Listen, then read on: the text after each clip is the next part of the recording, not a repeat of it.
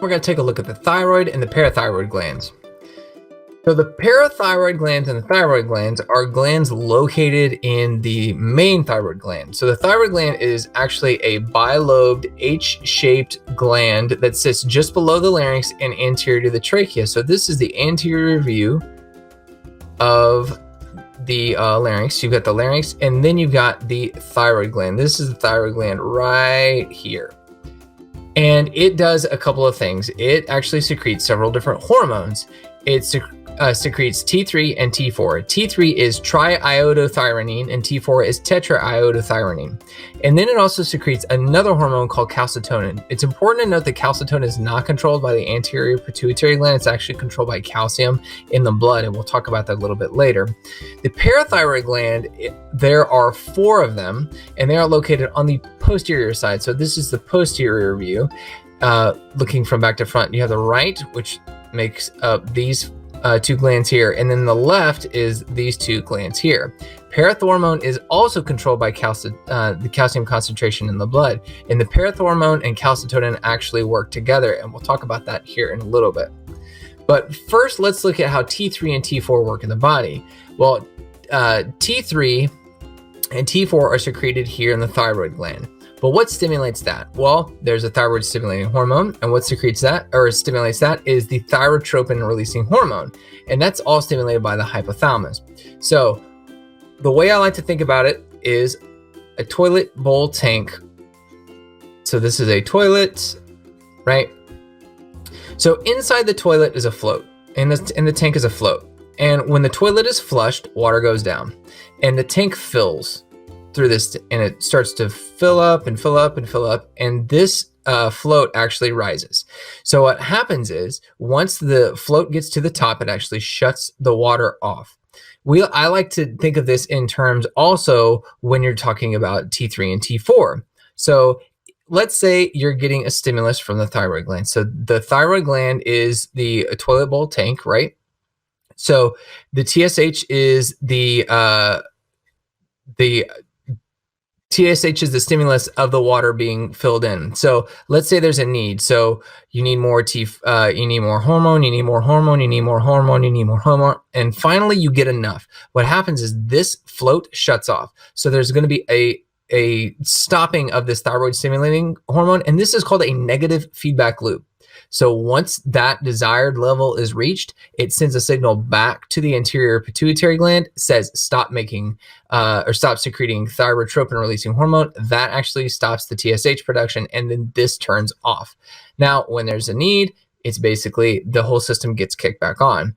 So when do we need different levels or different thyroid hormones? Well, first you've got T3. If there's a need for a short duration of activity in terms of the metabolism and a fast reaction, T3 is going to be released. If there's a long duration, so more long-term control of metabolism, that's going to be T4, and that's going to you're going to have much slower reactions. So the actions of these specific hormones do several things. First off, they stimulate carbohydrate metabolism, and then they're also responsible for body heat. So they stimulate body heat production, and they also help to maintain normal temperature. They're also really important for stimulating protein synthesis after we take in food. So let's circle back to calcitonin. Remember that calcitonin and parathormone are both affected by the level of calcium in the blood. So it has a direct relationship with osteoclast. If you go to the lesson on bone formation, we talk specifically about osteoclast. And osteoclast, these guys here, they break down bone, and that bone is broken down into calcium, and that calcium is released in the blood. So anytime there's an increase in osteoclast production, you're going to have a direct relation of increase in calcium in the blood. So what happens is we look at these 2 hormones to figure out what's happening with the calcium.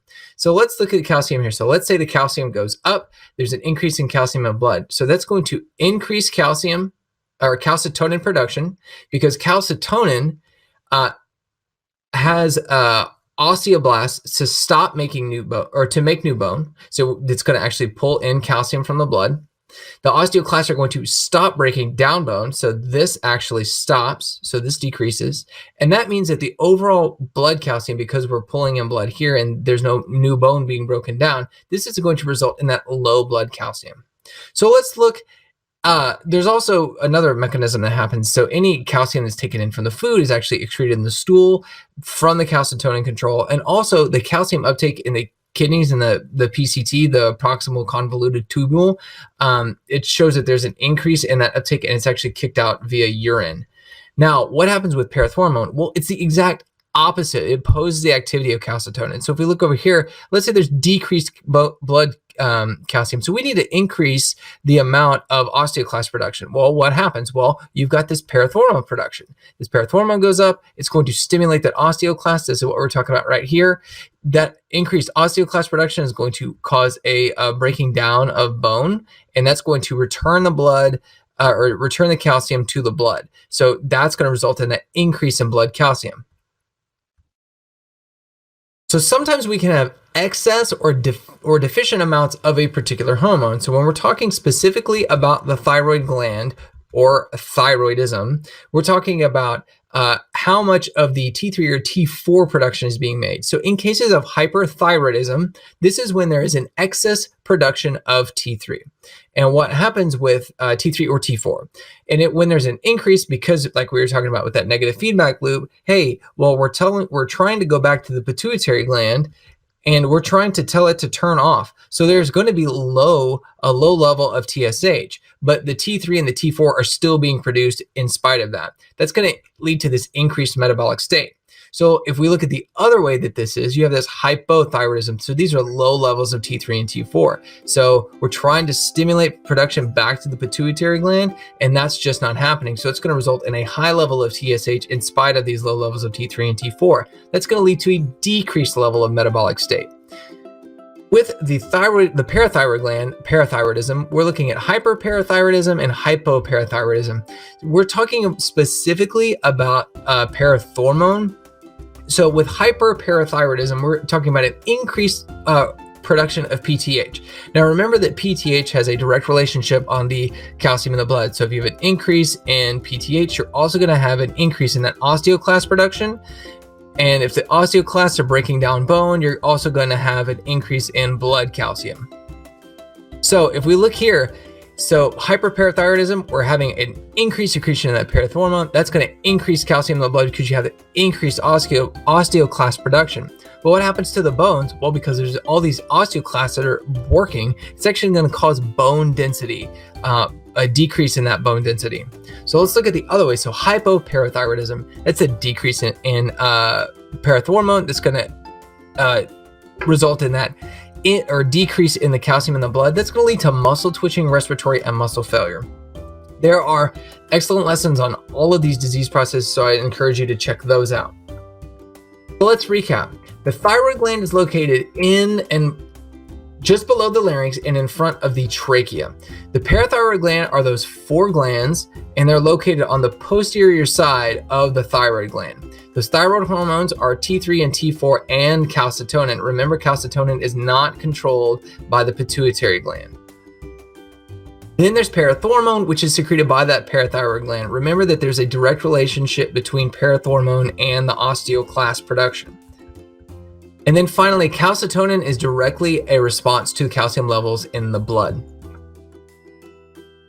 So that's it for our lesson on the thyroid gland and the parathyroid glands. Make sure you check out all the resources attached to this lesson. Now go out and be your best selves today. And as always, happy nursing.